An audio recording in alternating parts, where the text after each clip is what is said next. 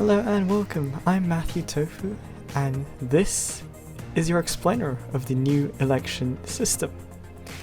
So from the February 2021 general election onwards, the election is actually split into 5 separate elections.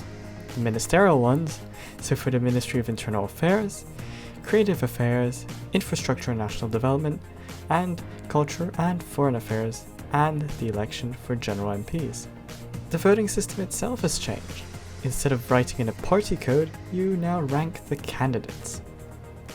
In the ministerial elections, you must rank every candidate, as this is vital to the counting of the votes. The alternative vote system depends on the elimination of the candidate with the least amount of votes and the reallocation of second choice votes. So, for example here, we have 50 total voters. 32 voted for candidate A, 14 for candidate B, and 4 for candidate C. Candidate C is eliminated due to having the least amount of votes.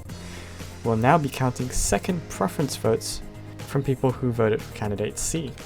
And these votes are reallocated, with candidate A still ahead, but now with 35 votes, and candidate B with 15, gaining 1 vote. Meanwhile, the election for general MPs will be conducted with the single transferable vote system.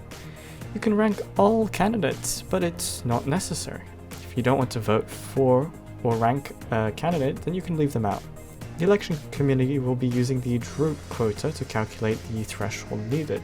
The threshold meaning the number of votes necessary for a candidate to receive a seat. It is calculated by dividing the number of total votes divided by the number of total seats plus 1 and adding 1 to that result. So here's an example. 50 total votes for 4 seats, so 50 divided by 4 plus 1, adding 1 to the total. The quota is 11, which means that each candidate needs to get at least 11 votes to gain a seat. Once a candidate has passed that threshold, they will become a general MP. Second choice votes of those who voted for a candidate which already attained the threshold will be reallocated to other candidates. This will repeat itself until all vacant seats are filled.